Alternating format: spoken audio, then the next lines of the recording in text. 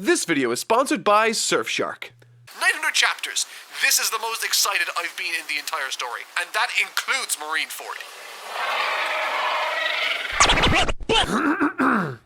Wano is the best arc I've yet read in One Piece. Or at least so far it feels that way. I've only read Act 1, but this part of the story at least has captured a feeling I've not felt reading One Piece since Alabasta, and to be honest, I might have enjoyed it even a little bit more. Basically what I'm saying is, so far this arc has been some of, if not the best One Piece material I've read, and if it keeps up this tremendous standard until its climax, it will go down as my favorite arc in the entire series. Over 20 years deep, and we are still getting stories that are blowing me away with how beautiful they are and how well executed they've been. But enough of me blustering, let's get into this because it's honestly amazing. I'm totally not Mark, and today I want to share with you my first impressions of, thoughts on, and review for the stunning, the shocking, and the mysterious Act 1 to the Wano arc. Yeah, sharp like an edge of a samurai sword, the mental blade cut through flesh and bone. Though my mind's at peace. There was something about Wano that captured my attention right away, and that was how it's presented and structured. Typically, or more commonly in modern storytelling, narratives tend to follow what I'm sure many of you are already aware of, the 3-act structure, a writing principle or format popularized by Sid Field in his 1979 book entitled Screenplay. In his explanation of the structure, he asserts that Act 1 covers the setup, Act 2 the confrontation,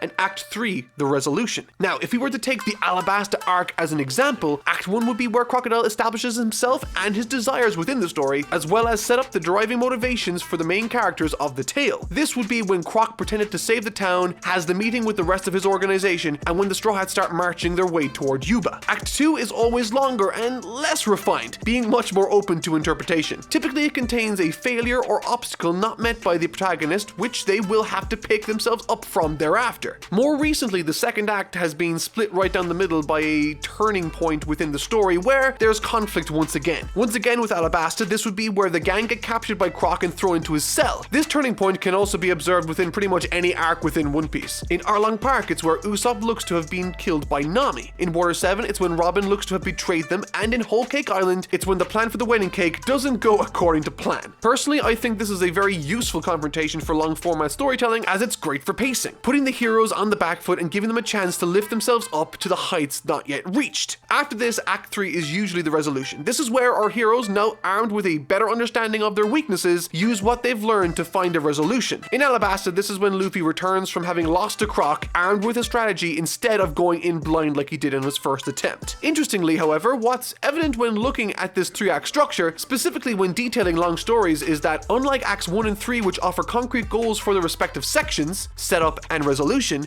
Act 2, for lack of a better term, is sort of vague. And this is where the Wano arc decides to change everything. You see, in classic Japanese plays, also known as kabuki plays, they follow a structure called Johakkyu, otherwise known in the West as the classical 5-act structure. Having not had any experience with the concept of Johakkyu until doing research for this video, I'm pleased to see that they are basically the same, albeit having different naming conventions for what transpires in the respective sections. Jo is Act 1, Ha has 3 different distinct sections, and Kyu is the resolution. So, in the interest of time, considering this video is discussing Act 1 only, or Jo in Japanese, let's look at what this section is supposed to achieve instead. It is defined as a slow opening which introduces the characters and the story.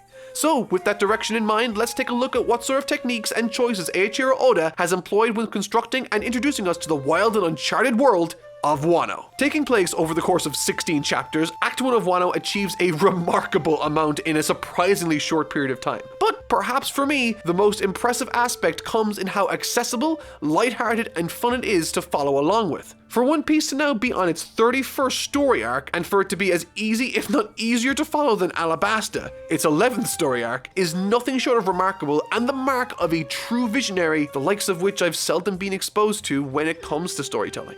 Chapter 909. Right out the gate in chapter 909, a unique tone was established, and by the time I had finished reading this chapter, I knew I would likely be in store for not only something different, but something very beautiful. Totally separate from the events of Whole Cake Island, we catch up with Cat Viper's forces and Cat Viper himself as he converses with Marco of the former Whitebeard Pirates. Apart from the main narrative takeaway from this scene being that he's not joining the fight and that he has a message for Cat Viper to pass on to Luffy for him, it also serves as a means for us, the audience, to be filled in on some small level level the activity that transpired between Marco's forces and Blackbeard right after the Paramount War during the time skip, when they sought revenge for what they did to their captain and father figure, Whitebeard. Highlighted through beautifully drawn and composed pages showing Marco's emotional state and how much he really cared for him, choosing to, instead of fighting for him any longer, to protect what he held dear the most, this small village in the corner of nowhere. It's honestly beautiful and endearing. But what's more is that despite this being the only instance during this arc where we see Cat Viper and Marco, it was also the very first scene of the story Oda presented us with, which tells me as a reader that this will most definitely not be the last time we see either Marco or Cat Viper within this arc. With that said, it's at this point the previous scene closes and something very different starts to happen. The panel structure is interesting, framing a curtain opening, cherry blossoms falling, and shamisen playing, unveiling one of the most stunningly beautiful revelation panels into a new area I've yet seen presented in One Piece. In fact, you know what? It's the best one. I think this is the most beautiful panel in One Piece so far. And what's more is that I really and truly believe that this story's world hasn't looked as beautiful as this glorious world Wano boasts at almost every available opportunity. Taking this time to reintroduce us to characters like Usopp working as this world's equivalent of a con man or snake oil salesman, Frankie as a carpenter, Robin as a geisha, and most importantly for now, Zoro, who is being reprimanded for stealing a sword that he acquired way back in the story. Having been instructed to keep as low profile as they possibly could before Luffy's return and the enactment of their plan, Zoro is forced to take action to protect his life in what I think is the single best action panel I've seen Oda ever produce. Already the story is interesting, and on a visual front, I don't think One Piece has ever looked more impressive.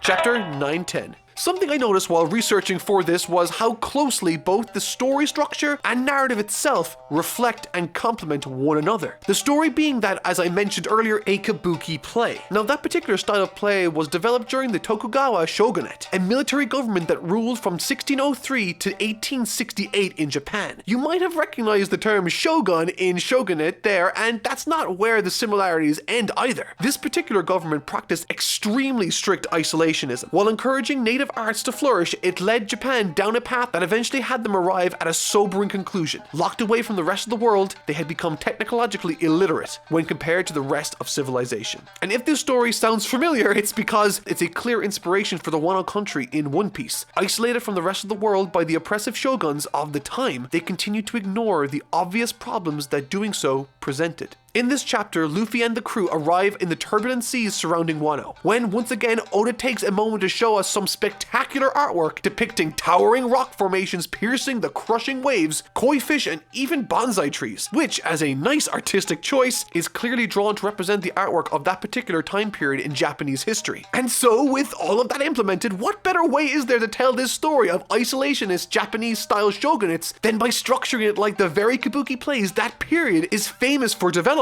It's a brilliant choice that not only allows this arc to feel distinct from the 30 others, but also feels intrinsically connected on a personal level with the story being explored right now. And even if I want to talk about everything else outside the themes of this arc, this chapter alone is both tense and gripping, with Luffy and co having to use giant koi fish to crash land onto the country in the first place, leading Oda to make another phenomenally appropriate narrative decision to remove every other point of view character that isn't Luffy. He wakes up on the beach alone before being confronted by two very intimidating creatures we've not yet seen in the series.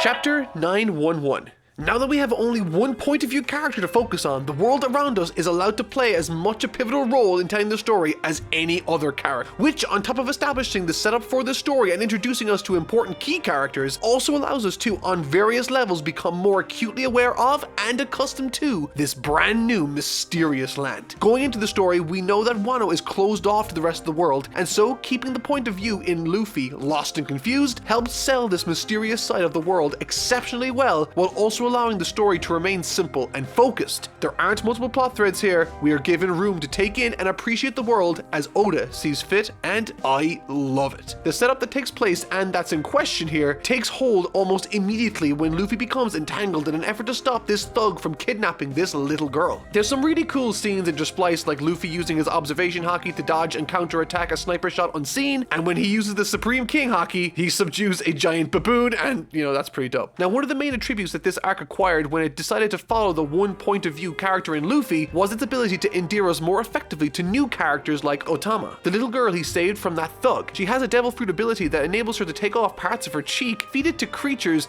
and make them obey her. She's honestly incredibly sweet and incredibly grateful toward Luffy for what he did for her. And the little scenes here and there that informs Luffy and her relationship are not only effective but also help drive the story forward. Unbeknownst to Luffy, Otama has given him, as thanks for saving her, all the food she has in the world. Already starving, she flees to the river to drink from it just to try to distract her stomach from how hungry it is. It's at this moment another new character by the name of Tenguyama Hitetsu barges in, reprimanding Luffy as an intruder that ate all of Otama's food. Overhearing this, she returns home pleading with him to forgive him before fainting. As it happens, the water she drank from the river has been polluted heavily, and now she's in grave need of a doctor. Now, there's nothing spectacular or flashy about this scene or chapter really, but it's still very effective in establishing what it does and endears us to Otama extremely well, which thankfully gives Luffy a new immediate goal he needs to attend to: save the little girl. And what's more is that apparently she's been waiting for a certain pirate called Ace to return for quite a while. While a small detail, this tiny piece of info further links Luffy and Otama, and what's more, helps bolster this feeling that Wano really is closed off to the rest of the world. During Marineford, the entire world looked on in bated breath as the most significant battle in the history of this series transpired. Everywhere Luffy went, he had to disguise himself, and by association, everyone knew what happened to Whitebeard and Ace. But not this little girl. Not Wano country. Oh, and additionally, I'll mention this because I just thought it was cool. Oda, the absolute Chatosaurus Rex, the pharaoh of foreshadowing, already told us that Ace had visited Wano before. Way back in Marineford, through the character of Oars Jr., we see a flashback where Ace mentions how he learned to make that hat Oars wears in Wano country. There goes Oda again, casually slipping in dialogue that helps add color to a scene he won't write for another decade. Chapters 912, 913, and 914. When the little girl wakes up, Luffy informs her that Ace is dead immediately. I personally really like this move from Luffy. He knows better than anyone that this is news not to dwell long on. Rip it off like a band-aid and move on with your life. Besides, and more importantly, he has another life to save right now, Otama, and she's fading fast. With that said, after being filled in on the circumstances that surround the island of Wano, with Kaido and his men seizing all the food and fresh water, leaving the rest of the area a wasteland and heavily polluted, Luffy gives himself the job of bringing Otama to get help. But not before Hitetsu hooks him up with some sweet new threads. And yeah, Luffy takes his sword, but notices something about it that's familiar, and it should be. Well, sort of. This is an incredible callback to Loguetown from chapter, get this, 97. That's over 800 chapters ago. Back then, Zoro acquired Kitetsu 3, and right now Luffy is running around with Kitetsu 2. He has in his possession a sword that's way above his skill level and way above the likes of anything we've seen before. Or at least I think that's the case. It's one of the most famous swords in the world and easily the longest callback yet in this series. Super impressed by that. And to be honest, calling back to prior events to either recontextualize a particular event or to add emotional resonance between two characters like the way Ace continues to do so between Otama and Luffy, these small interactions add so much color to this world and stand as a testament to the Goliath of a series One Piece has become. Luffy gets on his way, and once he's through the clearing of the trees and after some flashbacks to Ace's time spent with Otama, we finally see the wastelands of Wano. A desolate, eerie smoke fills the air as factory towers puncture the horizon. This stands in perfect contrast with the beauty we witnessed in the introduction. We immediately have something that we want to fix, and we associate that with Kaido now. And that's not even to make mention of the gentleman Luffy happens to run into after this. Luffy! This scene where Luffy and Zoro reunite actually brought a tear to my eye. It's nothing flashy or special, but these are the first Straw Hat Pirates, and this is their first time seeing each other in a very long time. Seeing Zoro, someone that rarely shows that level of emotion with a massive smile on his face as Luffy jumps onto him, is what I love most about this series. The fantastically well-realized relationships and characters. There's some classic Luffy and Zoro banter in this chapter, with Luffy filling him in on poisonous food situation while eating the food himself, and Zoro remarking that this explains why his tummy hurts. These scenes are what I live for, and that's when Basil Hawkins arrives on the scene. Now, one thing I haven't chatted about regarding this arc thus far has been how ridiculously funny it is. Now, like, this arc so far has gotten more than a few giggles out of me throughout, but this next section where Hawkins addresses Luffy and Zoro for the first time, I recorded my reaction immediately after reading it. Check it out. I love how Hawkins is like so foreboding and Zoro is like so super serious, but then Luffy just goes off the rails with silly. He goes like, I would advise you not to sightsee here. Are you aware who controls this country from the shadows? nope, I don't know. It's Kaido, and I'm gonna whoop that Emperor of the Sea. Subtle. And Zoro's all like, shut up, Luffy. Gaemon said we're not supposed to know that. He's like, I was just kidding, I don't know who that is. I love this chapter. Funnily and interestingly enough, Zoro recognizes or senses the sword Luffy is using and requests to use it, but Luffy decides to fight with it. Sort of. I mean, he punches people while also slicing people by accident, sort of, I guess. It's surprisingly effective anyway. Something I'll briefly touch on is the character of Basil Hawk. He seems to have been after siding with Kaido as one of his subordinates, and he's one of the worst generation pirates along with Luffy and Trafalgar Law. He's based off of a tarot card reader, and his moves largely rely on which cards he gets when he calls upon them. Not exactly sure how relevant he'll be long term, but he adds a neat little dynamic when they clash, never knowing how he will attack or chase or even if he'll be successful.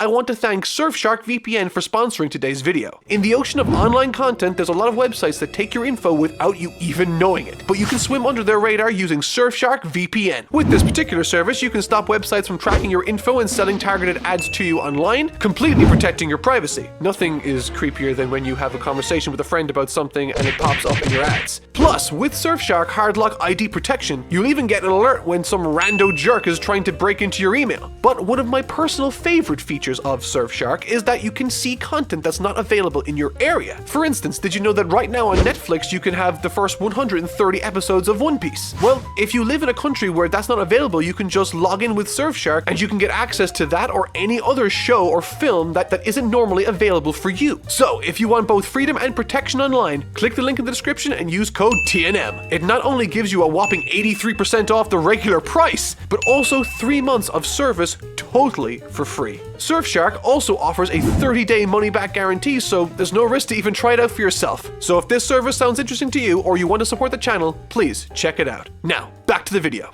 Luffy, it's good to see you, buddy. Clearing it!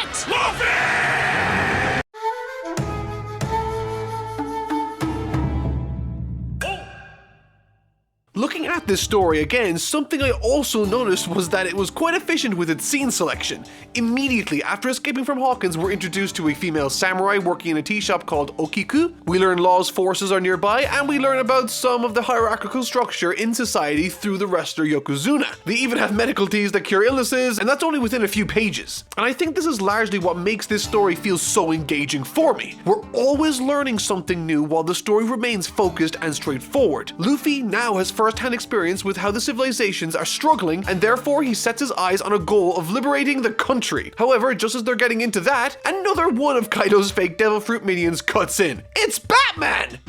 I'm vengeance. There's a pretty sweet shot of Zoro blocking an arrow attack on the owner of the tea shop, and this gazelle man just runs off with Otama towards the town of Bakura. Something that's easy to love about this chapter is how there's never any resistance between Luffy and Zoro to take the most action-packed route to solve the problem. Chopper, Nami, or Usopp aren't there to be the voices of reason, and so we get instances where the two deem it worthwhile to barge into a town and cause all sorts of chaos. Chapters 915, 916, and 917. Right about here is where the combined forces of Luffy and Zoro's no subtlety plan begins to cross a threshold of no return. You see, Otama, at this moment in time, has been taken because she's suspected of having a real devil fruit ability. Thankfully, she keeps this information quiet despite her being tortured by pliers. Needless to say, Zoro and Luffy aren't so quiet. As they begin to look around the area and engage with all sorts of different townsfolk, I'm reminded why I love this atmosphere Oda's established whenever we enter a new island. It has culture, different principles and dialects. Heck, it even has its own currency, gold coins, which again just makes sense because they don't use berries. They're isolated from the rest of the world. The same way that gold is the currency of Amazon Lily and Extal is the currency of Skypiea. It's a small detail, but it goes a long way in demonstrating the level of consistency and detail One Piece employs from start to finish. Now, this is around the time when Yokozuna's eyes lock with Okiku's, and before he knows it, she's slicing off his top knot. And he mad.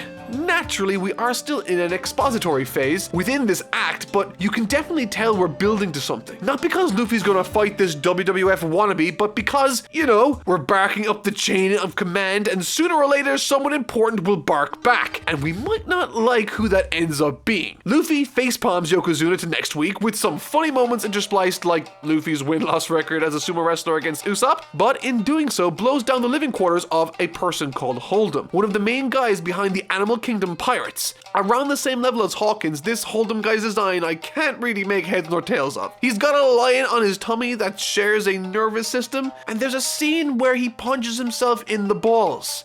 Classic? However, right now he's holding Otama for all the world to see in his jaws as a hostage. Now, to be honest, the real threat here is less this man, but more the impending arrival of someone we've heard from before, Jack the Draught. Anzo, this individual wreaked havoc on the little island but got dealt with indirectly without Luffy's input. We have no idea what will happen if he arrives and Luffy has to contend with him. But in saying that, there's a very sweet moment that rears its head right after the battle when Luffy yeets Otama from the jaws of the lion and reverses Hold'em's firepower.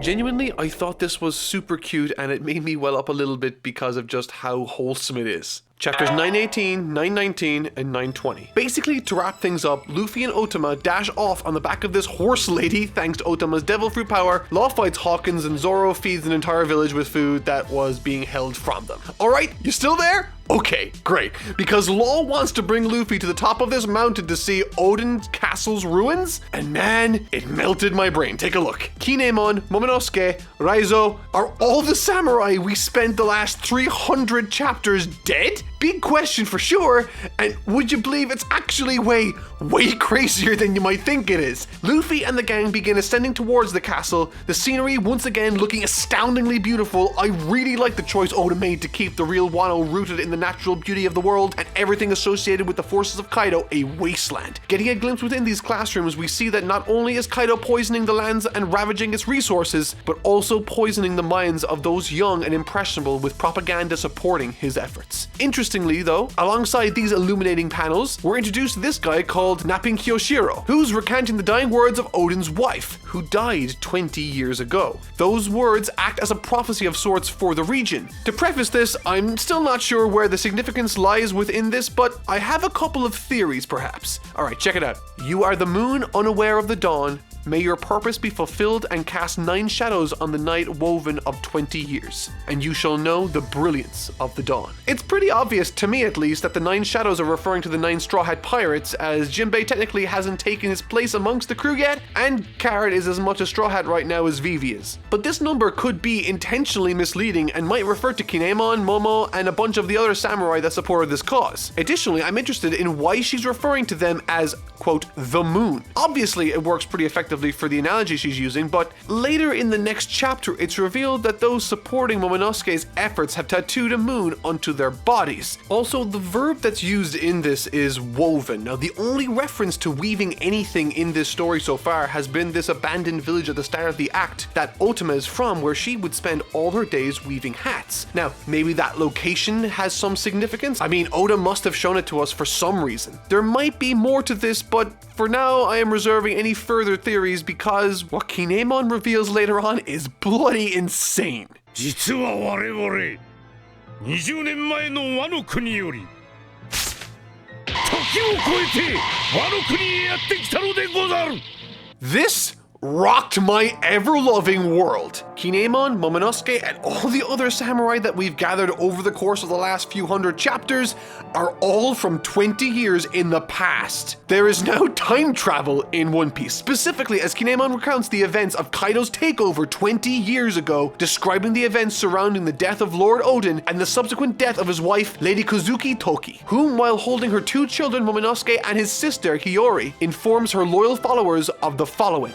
Mankind cannot return to the past, but it can leap into the future. I have used this strange time ability to travel further and further into the future, until at last I arrive here, at my final destination. These quotes are ridiculously interesting to me. First of all, it's curious that she herself doesn't travel forward in time with them. It's implied through Kinemon's point of view that she appeared to be someone that came from an era long ago. Yet, despite having her power to push people forward further into time, she elects to stay behind. mind. And what's more is this, she gives them Momonosuke, but not his sister that they've mentioned by name like 4 panels ago. Personally, I think this sister needs to play a big role in the story. I mean, if she's inconsequential to the story, then they wouldn't have her as a character in the first place, let alone a named character. Something perhaps a little more minor is that she refers to her power as strange time abilities instead of a devil fruit power. Does she come from a time where these powers weren't acquired in the same way that they are now? I've got so many questions from this very small but super interesting flashback sequence. Kinemon then goes on to describe how they were thrust 20 years into the future. With their headstones visible and their homeland in ruin, he runs through the series of events that led him to Zou, Dressrosa, and eventually Punk Hazard, where they ultimately met in the first place. We learn that there's a sizable following still in Wano that desires for an uprising, and thus they iron out a plan to raid Kaido's base 2 weeks from now on the night of the Fire Festival. This chapter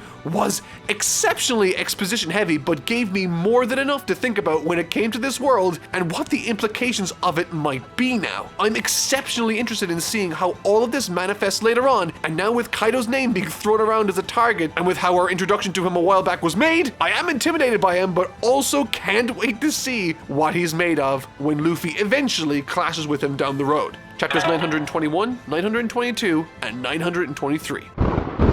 Alright, so for those of you that haven't seen this material before and are currently thinking that everything up until now in Act 1 has been great, oh my sweet summer children, y'all ain't seen nothing yet, because this next section is the single most excited I've been while reading the entire story. 900 chapters. This is the most excited I've been in the entire story, and that includes Marineford.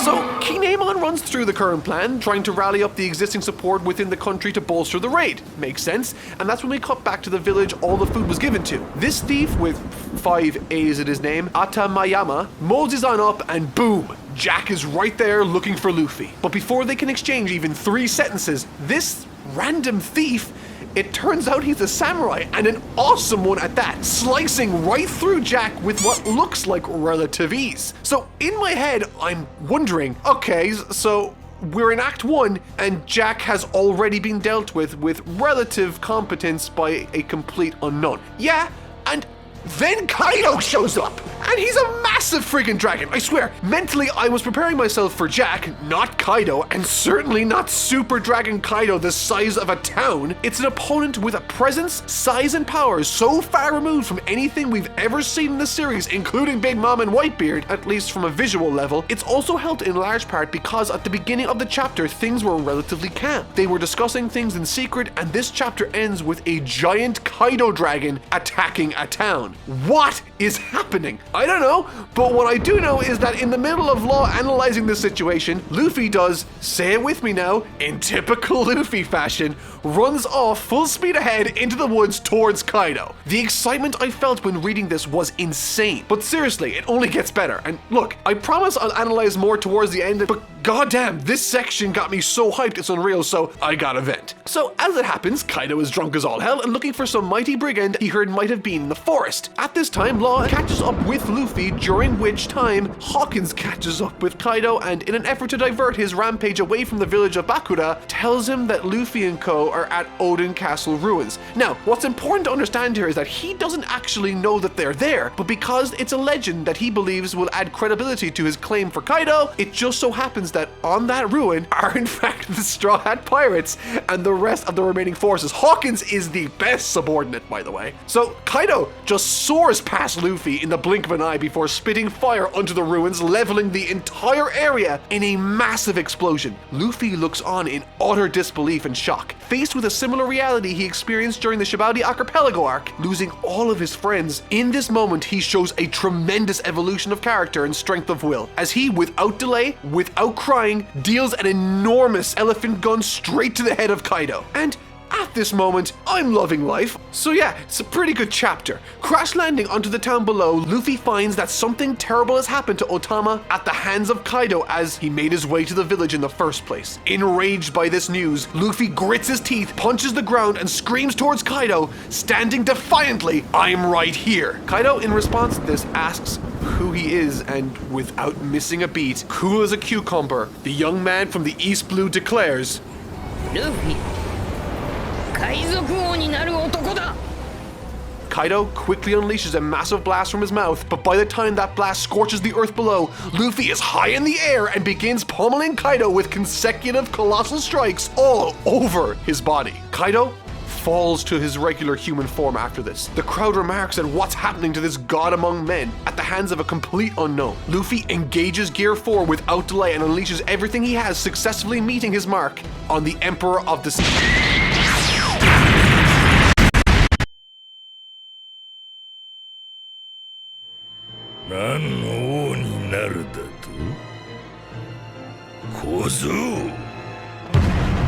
Chapter 924. The last chapter of Act 1.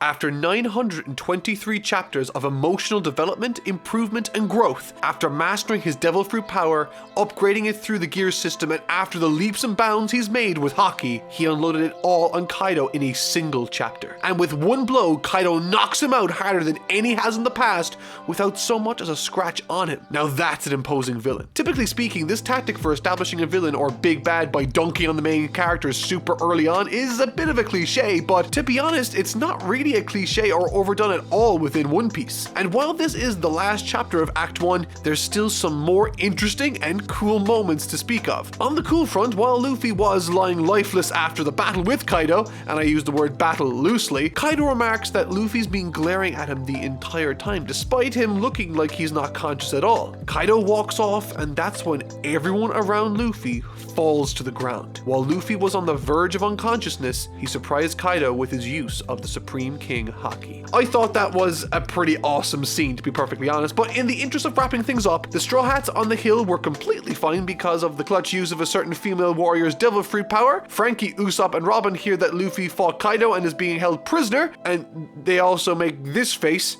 It's wonderful. And when Luffy's thrown into a cell, he's sharing it with none other than Kid, another member of the worst generation of pirates. What a crazy situation. This should be really interesting. And with that, the curtain closes on Act 1. If I haven't made it abundantly clear already, Wano Act 1 is phenomenal and easily my favorite part of the post-time skip material. It's stunningly beautiful, exceptionally well written, and has a super fun and straightforward story that has hidden complexity throughout. For instance, remember that sword dealer way back in Loguetown that Zoro got Kitetsu 3 off? Well, during that chapter, chapter 97, he said, and I quote, "Famous swordsmen have died tragic deaths because they wielded the Kitetsu swords." This establishes the curse surrounding the blades themselves, obviously, but as we see earlier in this arc, the gentleman Luffy yeets Kitetsu 2 from refers to it as a cursed blade yet again. Now, I'm not saying there's a correlation between the sword and a curse necessarily, but Luffy and Otama both met sinister ends within this chapter, which is a wonderful bit of underlying continuity I had to point out because it was pointed out to me and I loved it. Wano Act 1 is most definitely something I want to check out in the anime in its entirety after I catch up with the rest of this series. I cannot wait to see what the rest of this amazing story will continue to yield as I venture into the second and third acts in the coming weeks. If you would like to support this channel on Patreon, you can do so for as little as $1 per video. I've uploaded all the videos in this series that have been taken away by Toei,